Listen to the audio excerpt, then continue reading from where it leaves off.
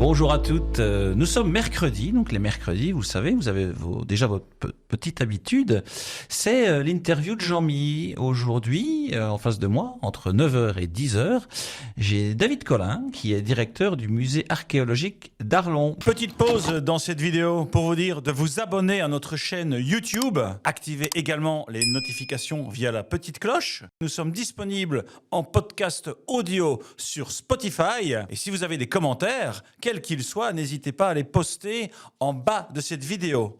Bonjour. Bonjour Jean-Mi. Est-ce que vous allez bien ce matin? Moi ça va bien. On va parler de votre métier, de votre passion. Donc vous êtes directeur du musée archéologique d'Arlon. En me documentant, j'ai vu que c'était le plus grand musée lapidaire de Belgique. Vous êtes directeur depuis quelques années, mais expliquez-nous tout l'historique du musée depuis déjà bien longtemps. Il est là depuis plusieurs décennies. Les collections du musée remontent au milieu du 19e siècle, donc je ne sais pas si on doit faire vraiment tout l'historique. Les grandes lignes. Oui, voilà.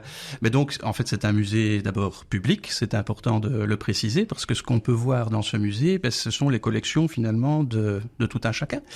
C'est les collections qui ont été découvertes dans le cadre de fouilles ou bien publiques ou bien privées, mais qui in fine, sont à la disposition du public pour venir les admirer, les étudier, pour venir apprendre ce qu'était l'histoire de nos ancêtres, les Romains, comme on disait autrefois. Et ce musée, depuis le 19e siècle, il s'est fortement agrandi. C'est-à-dire que dans un premier temps, ce qui intéressait les amateurs des belles pierres, comme on disait à l'époque, c'était précisément de pouvoir montrer des choses assez exceptionnelles, imposantes et insolites qui étaient héritées de nos ancêtres. Et donc, à Arlon, on avait de la chance parce qu'on avait vraiment des éléments imposants à montrer. Ce sont, comme vous le dites, des blocs sculptés, donc qui forment la section lapidaire actuellement du musée. Alors, on va peut-être définir lapidaire. C'est tout ce qui a rapport avec la pierre. Donc, lapis en latin, c'est la pierre. Donc, tout ce qui est lapidaire, c'est tout ce qui est en rapport avec la pierre. La section lapidaire du musée archéologique d'Arlon, c'est là où on peut voir tous les blocs sculptés, ou bien gravés avec des inscriptions latines. Et donc, je le répète, c'est la collection la plus grande de Belgique. Donc, on est quand même face à une diversité de pièces. Donc, la section lapidaire, effectivement, est très imposante. Donc, ça concerne dans l'absolu plusieurs centaines de pierres. Toutes ne sont pas visibles dans le musée. Il y en a beaucoup qui sont en réserve. Il y en a seulement quelques dizaines, mais elles prennent de la place, évidemment, mais qui sont disponibles aux visiteurs dans le musée. Et c'est effectivement la plus importante de Belgique, c'est-à-dire qu'il y a d'autres musées archéologiques importants en Belgique, comme à Tongres notamment, mais ils n'ont pas une section lapidaire très importante. Il y a aussi toute une série de reliefs au musée du Cinquantenaire, par exemple à Bruxelles. Mais si vous regardez de plus près ce qui est présenté au musée du Cinquantenaire, ce sont des moulages des pierres originales qui sont à Arlon. Donc la plus belle collection est sur Arlon. Et donc c'est des pierres qui viennent de la région. Oui. Essentiellement d'Arlon, donc elles ont été découvertes dans le centre-ville d'Arlon pour être plus précis. Et elles ont été découvertes dans un contexte de remploi, donc c'est-à-dire qu'on ne les a pas retrouvées à l'endroit initial pour lesquelles elles ont été réalisées. Donc la plupart sont des pierres tombales, on va dire que 90% des... Ils se retrouvent dans les caves, peut-être d'habitation dans le centre-ville ou autre part. Et même plus précisément que ça, dans les soubassements de la muraille antique. Donc les maisons du centre-ville d'Arlon, à l'heure actuelle encore, sont construites pour certaines d'entre elles, sur les fondations de la muraille de l'Antiquité tardive. C'est tout ce qu'il y a autour du vieux quartier, autour du haut de la ville, autour de Saint-Donat. Et donc, ce rempart, qui était un rempart circulaire d'environ un peu moins d'1 kilomètre de circonférence, a donné même encore, à l'heure actuelle, son tracé à certaines rues d'Arlon, qui sont des rues circulaires, parce qu'elles sont construites ou bien contre, ou bien sur le rempart actuel. Par exemple, la grande rue d'Arlon, elle est construite en contrebas de la muraille antique. La rue qui est juste au-dessus, la rue du marché au beurre, elle est construite sur la muraille. Les maisons qui sont dans la rue du marché au beurre sont construites sur la muraille. Et donc on est sur principalement des pièces gallo-romaines. On peut peut-être, pour les auditeurs, définir la période gallo-romaine. On est durant la période impériale romaine, donc c'est la partie gallo-romaine pour nos régions. Donc on est entre le 1er et le 4e siècle après Jésus-Christ, grosso modo. Donc la ville d'Arlon n'existe pas avant l'arrivée des Romains. On voit que il y a quelques petites traces celtiques qu'on trouve dans les fouilles, mais pas des traces d'occupation du terrain, pas des traces d'habitation. On fait un coucou au musée des Celtes de Libramont au passage. Bonjour les amis. Bonjour les amis. Et à Arlon, donc c'est vraiment l'arrivée des Romains qui crée la ville, qui crée le vicus, donc c'est le nom du type d'agglomération qu'on avait à l'époque dans la région, des vici. Orolonum vicus. Orolonum vicus, exactement, c'est le nom de la ville. Et ce Orolonum vicus dépendait d'une ville plus importante, comme c'était généralement le cas dans le découpage territorial romain. On dépendait de la ville de Trèves, qui était la grande cité qui deviendra même capitale d'empire au IIIe siècle. Donc c'est vraiment une ville très importante, Trèves, et donc Arlon faisait partie de la Trévirie, la cité de Trèves. Très bien. Il y a encore des travaux qui ont été faits récemment sur Arlon avec la rénovation de la place que moi j'appelle la place du char. Oui, mais le char n'y est plus. Le char n'y est plus, effectivement. On continue de découvrir au fur et à mesure des travaux de rénovation, des nouvelles pièces. Oui, et pas seulement sur cette place-là d'ailleurs. Donc c'est la place Léopold dont il est question évidemment. Donc il y a eu des travaux relatifs à la construction d'un parking dernièrement qui va bientôt être inauguré à la fin du mois de mai. Et donc généralement, dès qu'il y a un projet immobilier de quelque importance qu'il soit, en fonction de la carte archéologique de la région, les archéologues de la WAP, de la région wallonne, peuvent demander à ce qu'il y ait au préalable à tous travaux de construction d'habitation des prospections archéologiques, et la loi leur donne quelques semaines pour faire ces relevés. Et c'est fait régulièrement à Arlon, ça s'est fait dans plusieurs quartiers, ça s'est fait dans le quartier de la Meuse, dans la rue de la Semois, pour ne parler que des dernières années, mais donc aussi sur la place Léopold. Et c'est vrai que régulièrement, presque chaque année, on va dire depuis des années, on trouve des nouvelles pièces. On trouve des nouvelles choses, on trouve des nouveaux quartiers d'habitation, et ça donne une nouvelle image de l'Arlon antique, parce que, comme on le disait, au début, au XIXe siècle, on avait une image très partielle de l'Arlon antique qui était tributaire de ce qu'on voulait bien mettre en évidence dans le musée, c'est-à-dire des blocs sculptés qui avaient été découverts dans les soubassements. C'est ça, on trouve autre chose que de la pierre sur Arlon. On trouve des pièces, on trouve des fibules. On trouve de tout. On trouve aussi des éléments plus fragiles en matériaux organiques, par exemple. On trouve du bois, des canalisations en bois, par exemple. On trouve des éléments de vêtements, des chaussures. On a retrouvé des éléments de semelles, par exemple. Donc oui, des éléments en cuir, donc des céramiques, des pièces de monnaie. Donc c'est vraiment très diversifié. Et donc pour prendre des exemples assez insolites des dernières années, on a retrouvé par exemple des ossements d'animaux, de dromadaires par exemple, ou de vautours, dont on ne s'attendrait pas forcément à voir ici dans la région. Et les vautours en particulier, c'est intéressant parce qu'on l'a retrouvé dans un contexte de divination. Donc c'est un animal dont on sait qu'il a été ouvert pour lire dans ses entrailles l'avenir. Et ça, on le sait à la forme, enfin, au cou, aux entailles que l'on trouve sur les ossements de l'animal, dont on sait que, voilà, c'était des entailles spécifiques pour les aruspices qui... J'adore ce genre d'anecdote. Alors, on évoquait l'histoire du musée, on évoquait les différentes fouilles qui ont été faites au niveau d'Arlon, et le fait qu'on retrouvait encore de nouvelles pièces maintenant, et pas que de la pierre. Et si on parlait des expositions temporaires, David, qu'est-ce que vous en pensez? C'est une bonne idée. Oui, on peut parler par exemple, parce qu'il y a une exposition qui est en cours maintenant, qui a débuté le 22 mars, qui se termine le 2 juin 2024, qui s'appelle Artefact. Oui, donc c'est une tradition qu'on continue au musée archéologique de mettre en dialogue le patrimoine archéologique et historique de la région avec la production artistique. Ça s'y prête particulièrement bien. Et on a une collaboration avec l'Académie des Beaux-Arts d'Arlon qui veut que les élèves de l'Académie s'inspirent de choses qu'ils ont pu trouver au musée, de pierres qui leur ont parlé plus particulièrement, des pierres ou d'autres objets. Et eux vont produire une production artistique personnelle par rapport au ressenti qu'ils ont eu vis-à-vis de certaines œuvres. Et donc ça marche assez bien, on l'a fait plusieurs fois par le passé. Certaines fois, par le passé, on mettait les productions artistiques directement en regard des objets, donc juste à côté des objets qui avaient inspiré les artistes. Cette fois-ci, on a procédé autrement. On a décidé de tout concentrer dans notre salle d'exposition temporaire. Et là, ce sont des élèves, notamment des classes de textile ou de bijouterie, bijouterie qui ont produit quelques productions qu'on peut voir maintenant au musée. Très bien, je vois aussi qu'il y a une exposition permanente et j'ai vu qu'il y a une pièce qui s'appelle le casque de Weller. Weller qu'on connaît bien dans le sud de la province de Luxembourg, parce que pour les nafteurs, par exemple, qu'on salue, il y a souvent des bouchons, n'est-ce pas, à Weller. Ce casque a été trouvé dans la région de Weller, mais j'ai appris aussi que maintenant c'est une appellation. Le casque de Weller n'est pas forcément trouvé que à Weller. Intéressant. Une appellation protégée, oui. Il a son AOP. Voilà, c'est ça. Alors, en fait, ce casque, c'est assez intéressant parce que c'est un casque de cavalier du 1er siècle qui présente la particularité d'avoir sur son calot, sur la partie supérieure, donc, des cheveux qui sont stylisés, qui ont été gravés directement sur le calot. Donc c'est un dessin, c'est pas des vrais cheveux évidemment, mais on voit donc apparaître sur ce casque comme s'il y avait des cheveux. Et donc c'est ça qui a donné le nom au type. Donc tous les casques qui ont été retrouvés par la suite en Angleterre, en Allemagne, puisque ce sont les principaux pays pourvoyeurs de ce type de casque lors des fouilles archéologiques.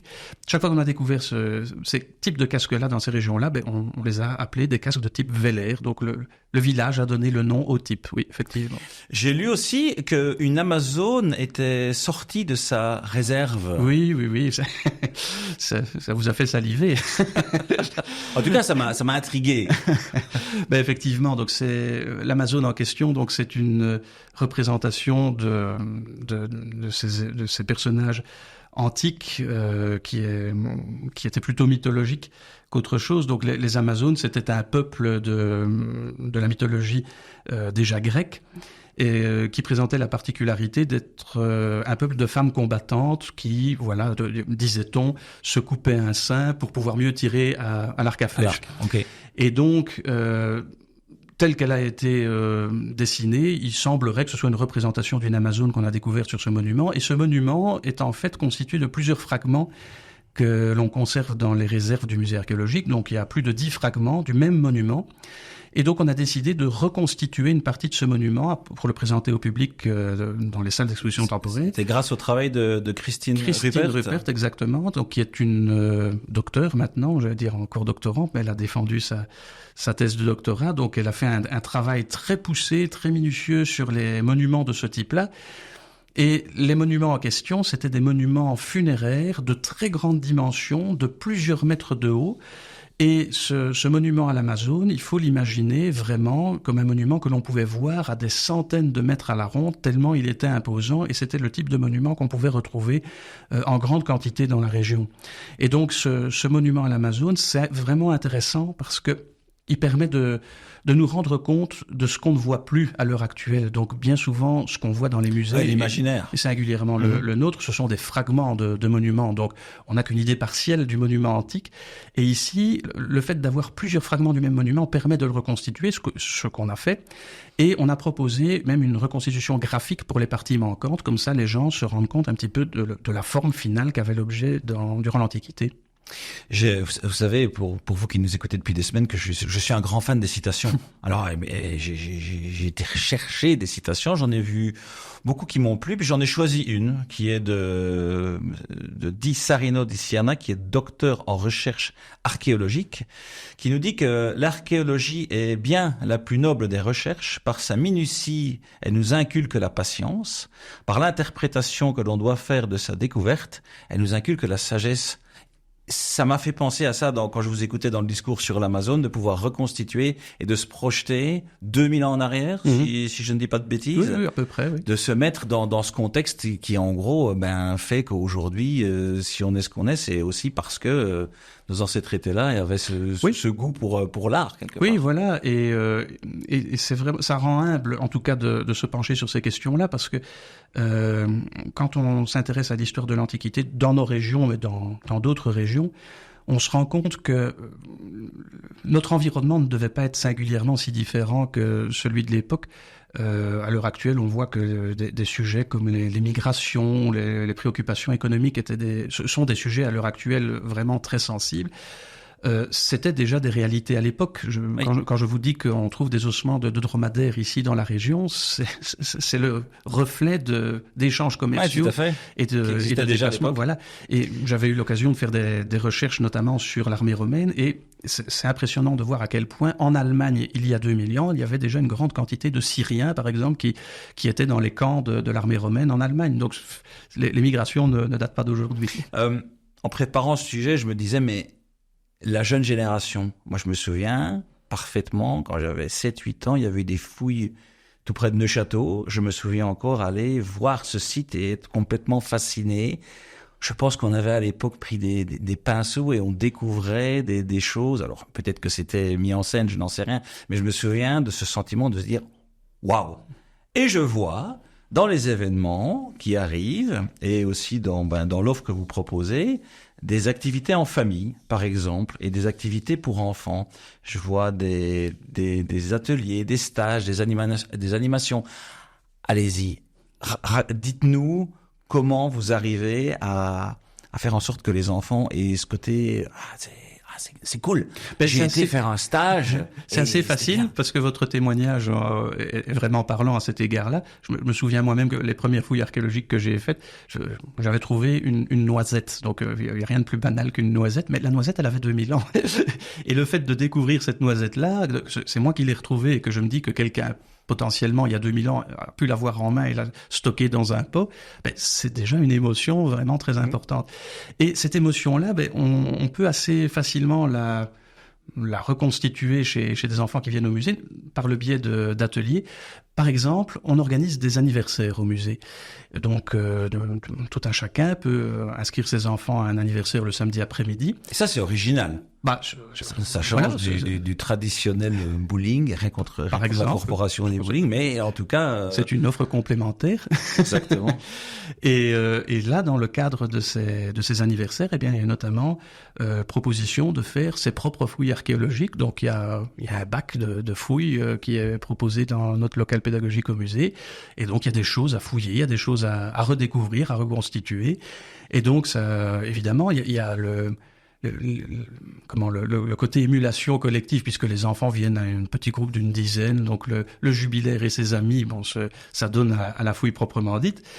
Et puis, c'est dans une ambiance conviviale. Ils dégustent un gâteau après, et puis ils apprennent des choses, parce que les choses qu'ils vont retrouver dans le bac à sable, on va leur expliquer ce que c'est. Donc, sur un ton ludique, ils vont se promener dans le musée. Alors, ça va pas être une visite guidée comme on peut la proposer à des groupes adultes. Ça va être différent. Ce sera davantage sur le ton de la piste. Je ne retombe plus sur le terme, mais enfin sur la chasse au trésor. Voilà, c'est ça que je voulais dire. Et je vois aussi qu'il y a une machine à voyager dans le temps, du lundi 29 juillet au vendredi 2 août. Ah, mais le musée en souhaite une machine à voyager dans le temps. Mais c'est vrai que par des petits objets d'usage quotidien, c'est assez facile d'attirer l'attention des enfants parce qu'il y a toute une série d'objets qui existaient à l'époque romaine, que l'on montre au musée et qui existent encore toujours à l'heure actuelle, qu'on pense à un peigne, des clés, des bijoux, des objets de toilette. C'est tous des objets que les enfants peuvent voir, peuvent toucher au musée. Donc oui, c'est parlant. Et ce sont des objets qu'on peut voir aussi sur les bas-reliefs, puisque c'est le genre de choses qu'on représentait sur les bas-reliefs aussi. C'est des scènes de la vie quotidienne. Donc on fait le lien entre le côté ludique et le côté historique qu'on a la chance d'avoir sur Arlon. Je vois aussi que le samedi 31 août et le dimanche 1er septembre, il y a un événement assez important qui se passe là, le week-end de reconstitution. Oui. Gallo-romain revient en 2024. Tout à fait, c'est intitulé Veni Vidi Orolonum. C'est le traditionnel week-end gallo-romain à Arlon, donc qui est organisé par l'Office du tourisme d'Arlon. Toujours sur la plaine des Manœuvres. Toujours sur la plaine des Manœuvres. Ça a toujours un grand succès et c'est fort apprécié des amateurs de reconstitution historique, puisqu'il y aura beaucoup de gens costumés, notamment des militaires, mais pas que. Il y aura des propositions de manipulation d'objets anciens, on peut se déguiser. On peut se déguiser, et il y aura des activités qui seront proposées spécifiquement sur la plaine des Manœuvres, bien sûr, mais également au musée archéologique, dans le cadre de ce week-end gallo-romain. Il y a notamment des lancers de javelots qui sont prévus dans la cour du musée. Les groupes scolaires aussi? Les groupes scolaires, c'est une grande partie du public que nous accueillons au musée. Ils bénéficient de stages, d'ateliers vraiment réalisés sur mesure pour eux. Donc, c'est-à-dire qu'on leur propose des ateliers de création de mosaïques et des ateliers de création de céramique. Et nous avons une offre différenciée pour les différents publics scolaires, de la maternelle jusqu'à l'école secondaire. Et tout est adapté en fonction de la... Donc, c'est les directeurs d'école qui prennent contact avec vous pour faire quelque chose? Ou bien les directeurs d'école, ou bien des organismes intermédiaires, comme par exemple la DEPS. On a beaucoup d'écoles qui arrivent à Arlon, par exemple, par le cadre de la DEPS, où ils viennent en semaine pédagogique, semaine sportive, par exemple. Et dans le cadre de cette semaine, ils viennent une journée, une demi-journée au musée. Donc oui, on a une offre spécifique pour tous ces groupes scolaires qui peuvent venir à une classe ou à plusieurs. On s'adapte. Donc c'est très bien. Finissons avec une immersion dans le musée. On arrive au rez-de-chaussée. On a une riche collection de monuments funéraires. Et ensuite, qu'est-ce qui se passe? Là, je pense j'espère en tout cas que les auditeurs se disent, je vais aller voir sur le site. Parce que ça m'a bien plu. On a parlé des activités pour les enfants, des activités en famille. On a évoqué des expositions temporaires et permanentes. On passe la porte du musée. Qu'est-ce qui se passe? Alors, d'entrée de jeu, quand vous arrivez dans le musée, vous êtes dans les salles lapidaires. Donc, vous êtes d'entrée de jeu face à ces choses vraiment impressionnantes que sont les blocs sculptés. Et donc, vous allez slalomer, cheminer entre les tombes de l'époque romaine. Et puis, une fois que vous aurez passé ces 3 premières salles de la section lapidaire, vous allez vous retrouver plongé dans le monde des morts. Donc, on vous a reconstitué des tombes à inhumation, à crémation. On explique un petit peu ce qu'on trouvait dans les tombes, puisqu'on mettait toute une série d'objets que les défunts avaient avec eux autour d'eux. Et puis, après cette 4e salle, on monte au premier étage et là, on arrive dans le monde des vivants. Donc là, on va voir des objets vraiment du quotidien et notamment dans la 2e salle du premier étage, des objets qui sont le résultat des fouilles récentes, vraiment des 20 dernières années, que ce soit à Arlon ou à la villa gallo-romaine de Mageroy, par exemple, puisqu'on a un partenariat privilégié avec cette villa qui se trouve sur le territoire de la commune de Abbé. D'accord. Alors, on avait dit qu'on parlerait jeux. On avait dit que déjà à l'époque, les jeux étaient légèrement truqués. J'ai lu qu'on a retrouvé un dé pipé au mercure. Alors, précisément. Ça m'intéresse. Racontez-nous, parce que le dé était déjà pipé. Alors au mercure, vous allez, je pense, nous donner les détails techniques. On trichait déjà, voilà, 2000 ans. On trichait, on a toujours triché dès le moment où il y a eu de l'argent et où il y a eu moyen de duper quelqu'un. Oui, et précisément, ce dé a été découvert à la villa de Mageroy, dont je vous parlais il y a un instant. Donc, en fait, c'est un dé qui a été découvert il y a une 20aine d'années, et tout de suite, on a su que c'était un dé truqué, parce que au moment où on l'a découvert, il a été cassé, malencontreusement. Donc, il a été cassé en 3 morceaux, et il y a du mercure qui s'en est échappé. Il y avait une cavité à l'intérieur, et donc du mercure s'en est échappé. Sur le moment même, ils ont récupéré le mercure avec petit morceau de paille, ils ont aspiré, ils ont mis dans une petite boîte, et le dé, ils l'ont mis, voilà. Donc le mercure était toujours là. Oui, il existe toujours. Et puis pendant 20 ans, on n'a pas eu de nouvelles sur ce dé pipé. Et puis on a eu des nouvelles d'un jeune doctorant qui fait des recherches sur le jeu durant l'Antiquité et qui a été amené à travailler sur ce dé en particulier. Et il nous a appris que, en fait, c'est le seul dé truqué au mercure, donc avec un métal liquide, de toute l'histoire de l'Antiquité. On n'a pas trouvé d'autres. Et donc ça, c'est vraiment insolite, parce que ce qu'on connaissait, c'était des trucages parfois grossiers, où il y a plusieurs fois le même numéro sur un dé. Donc, voilà. Ou alors, il y avait un métal, mais un métal solide qui forçait le résultat sur un seul et même numéro. Mais là, c'est plus subtil que ça. C'est un dé qui était creusé, qui était évidé à l'intérieur, où il y avait des petites cavités derrière chaque numéro. Et on avait inséré du mercure à l'intérieur, et le mercure, on allait le chauffer dans la main en positionnant le dé d'une certaine manière pour que le mercure aille se mettre dans la cavité opposé du chiffre que l'on voulait forcer.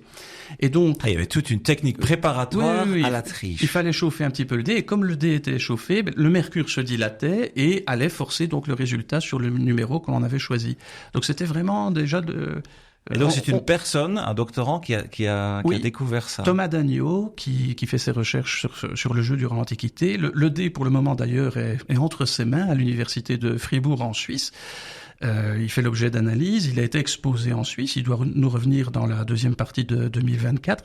Et évidemment, dès qu'on aura récupéré le dé, on l'exposera en bonne place dans notre salle d'exposition au premier étage. Vous vous souvenez un peu plus tôt dans cette interview, j'ai mis ma citation hebdomadaire qui nous disait: l'archéologie est bien la plus noble des recherches par ses minuties.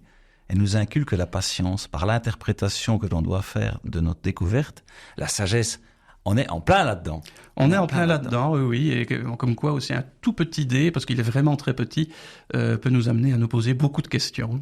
Alors dites-nous, vous êtes à Arlon, on se gare tout près, on vous trouve via le site internet, via la page Facebook. Voilà, là j'espère qu'on a passé un message d'intérêt. Maintenant, allez-y, vous êtes à 13 rue des Martyrs, à 6700 Arlon. Tout à fait, et puis c'est l'occasion de combiner la visite du musée archéologique avec d'autres choses à Arlon. Il y a le musée Gaspard qui est juste en face, on propose un billet combiné avec le musée Gaspard. Pour le moment et jusqu'à la fin de l'année, au musée Gaspard, il y a d'ailleurs une exposition sur Charles Gaspard, qui était la personne qui habitait cette maison-là, qui était photographe. Donc, à voir absolument aussi. Et puis, voilà, il y a tout le patrimoine arlonnais, le belvédère, il y a des belles balades à faire à Arlon. Le numéro de téléphone, c'est le 063 23 07 10. L'adresse email, c'est musée.archéologique@arlon.be, puisque c'est un musée qui dépend de la ville d'Arlon. David, merci beaucoup. Est-ce qu'il y a une dernière anecdote? Je trouvais ce dé magnifique, mais il y a autre chose dans l'histoire du musée, un moment de vie que vous avez vécu? Bon, un moment de vie, moi, ça, vous savez, ça fait maintenant depuis 2007 que je travaille au musée archéologique avec grand bonheur. Et vous savez, on en a vu pas mal de choses, mais il y a des choses, je ne sais même pas si on pourrait les dire, tellement c'est insolite. On a déjà eu, par exemple, une classe qui est venue au musée archéologique. À l'heure actuelle, je ne sais même pas si on peut encore dire des choses pareilles. Ils ont été trempés jusqu'aux os quand ils sont arrivés au musée, et la prof leur a demandé de retirer leurs vêtements. Quand même pas. C'était bienveillant. Pas jusqu'au bout, hein. mais ils étaient vraiment en petite tenue pour faire la visite du musée. Donc je vous dis, on a déjà tout vu. Je pense qu'ils s'en souviennent encore. J'espère qu'il y en a quelques-uns qui sont en train de se dire: ah oui, je me souviens parfaitement. Soit les enfants, ou peut-être les parents ou les grands-parents. L'enfant, le musée était bien chauffé. Ouais, tant mieux. On est sur une radio. Vous savez, sur Inside Radio, la radio plus proche de vous. S'il y a une chanson, un groupe, un artiste belge, international que vous avez envie d'écouter après cette interview, ce serait lequel? Ou laquelle? Ou lesquels? Vous me posez une colle, là? C'est une colle, ouais. Oui. André Bialek, la Belgique. Ça va? André Bialek, la Belgique. Ça va très bien. David, un grand merci. Vous êtes donc le directeur du musée archéologique d'Arlon. On espère vous avoir donné l'envie d'aller visiter ce musée, tout ce qu'il y a autour, et d'apprendre sur l'histoire. C'est tellement important. Je vous laisse en compagnie de la musique et de la playlist Inside Radio. On se retrouve la semaine prochaine, mais d'ici là, toutes les interviews sont disponibles en podcast et audio, et les vidéos également sur notre site inside-radio.com. Et vous le savez, mais je vais encore le dire, mes chers auditeurs, quoi que vous fassiez, faites-le bien. Ciao.